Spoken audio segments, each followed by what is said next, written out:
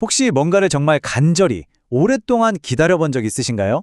바로 그 기다림, 그리고 기다리다 지쳐 생기는 우리의 조급함, 또 그 모든 걸 뛰어넘는 어떤 신실하심에 대한 이야기를 해보려고 합니다. 창세기에 나오는 아주 유명한 이야기죠. 하갈과 이스마엘의 이야기인데요. 오늘 저와 함께 이 이야기 속으로 한번 깊이 들어가 보시죠. 자, 이야기를 시작하기 전에 한번 스스로에게 물어보면 좋을 질문이 있어요. 만약에 정말 간절히 바라던 약속이 있는데 이게 도무지 이루어질 기미가 안 보인다면 여러분은 어떻게 하시겠어요? 바로 이 질문이 오늘 우리가 나눌 이야기의 가장 중심을 꿰뚫고 있거든요. 자, 첫 번째 파트입니다. 지연되는 약속, 바로 문제의 시장이죠.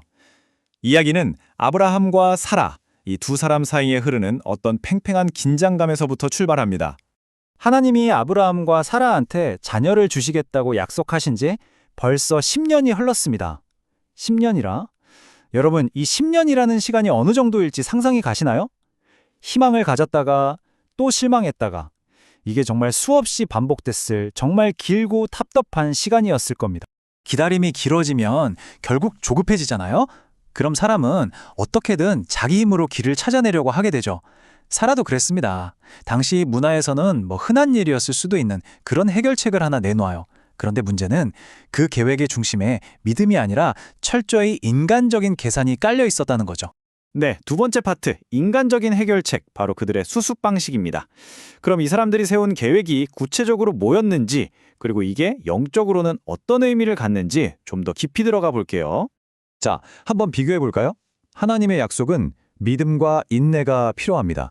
기다려야 하는 거죠. 반면에 이들이 세운 인간적인 계획은 어때요? 당장 내 손으로 뭔가를 해야 하고 상황을 통제해야 직성이 풀리는 방식입니다.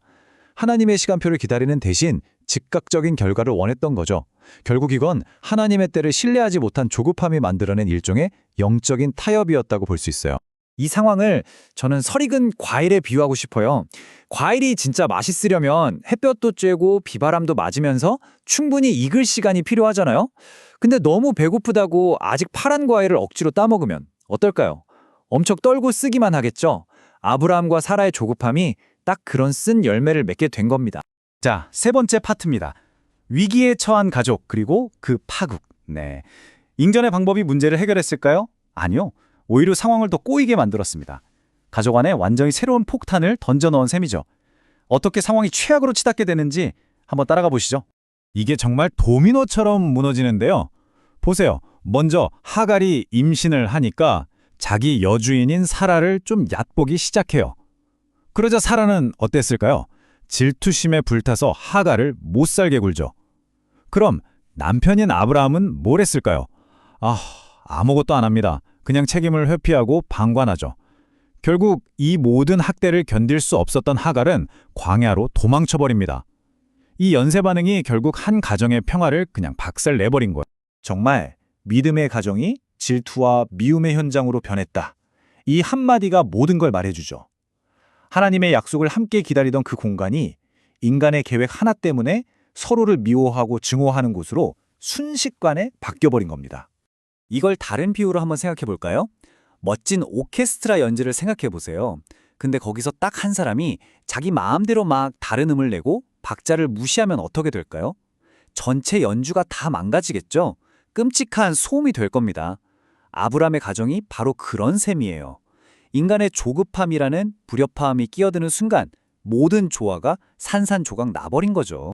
네 번째 파트, 광야에서의 만남, 그리고 하나님의 개입입니다. 그런데 정말 놀랍게도 인간의 계획이 완전히 실패하고 모든 게 끝났다고 생각되는 바로 그 지점에서 이야기가 확 바뀝니다. 하갈이 혼자 광야에서 모든 희망을 잃고 주저앉아 있을 때 정말 아무도 예상하지 못했던 일이 벌어지죠. 여호와의 사자가 광야의 샘물 곁에서 하갈을 찾아냅니다. 바로 이 순간, 이 만남이 이 이야기의 모든 흐름을 바꾸는 결정적인 전환점이 돼요. 사회에서 가장 약하고 쫓겨난 여인 하갈이 텅 빈 광야 한가운데서 하나님을 직접 만나는 겁니다. 이건 성경 전체를 통틀어서도 정말 특별하고 중요한 장면이에요. 그리고 하나님은 하갈에게 태어날 아들의 이름을 이스마엘이라고 지어주라고 하세요. 이 이름의 뜻이 뭔지 아세요? 바로 하나님께서 들으신다입니다. 이건 정말 강력한 메시지죠. 너의 그 고통스러운 울음소리, 내가 다 듣고 있었다, 외면하지 않았다 라는 뜻이니까요. 이 엄청난 경험을 한 하갈이요. 그 만남이 이루어진 장소에 직접 이름을 붙입니다. 부엘라 헤로이. 나를 살피시는 살아계신 이의 우물이라는 뜻이에요. 와, 아무도 나를 보지 않는다고 생각했는데 하나님이 나를 보고 계셨구나. 고통 속에서 버려진 줄만 알았던 자신이 사실은 하나님의 시선 안에 있었다는 걸 깨달은 거죠. 자, 마지막 파트입니다. 살피시는 하나님, 그리고 이 이야기의 교훈. 그럼 이 전체 이야기를 통해서 우리가 붙잡아야 할 더 큰 그림, 그 교훈은 무엇일까요? 한번 정리해 보겠습니다. 이 하갈의 이야기를 통해 우리가 알게 되는 하나님은 정말 놀랍지 않나요? 첫째, 하나님의 은혜는 어떤 선택된 소수에게만 머무는 게 아니라는 것.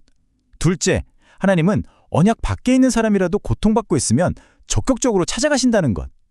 그리고 정말 중요한 건 하나님의 개입은 종종 우리가 완전히 실패했다고 생각하는 바로 그 자리에서 시작된다는 점이에요. 결국 핵심은 이겁니다. 하나님은 우리의 개인적인 고통을 그냥 듣기만 하시는 게 아니라 보고 계시는 분이라는 거죠. 여러분이 지금 어디에 있든 어떤 실패감에 빠져 있든 하나님은 여러분의 소리를 들으시고 또 여러분을 똑똑히 보고 계신다는 사실입니다. 수천 년 전에 이 이야기가 오늘을 사는 우리에게 정말 날카로운 질문 하나를 던집니다. 혹시 여러분의 기다림 속에서 여러분도 모르게 여러분만의 이스마엘을 만들고 있지는 않으신가요? 하나님의 때를 기다리지 못하고 조급함 때문에 만들어내는 나만의 해결책 말이에요. 오늘 이 이야기가 우리 삶에서 나를 살피시는 하나님을 다시 한번 신뢰하고 그분의 신실하심을 붙잡는 계기가 되었으면 좋겠습니다.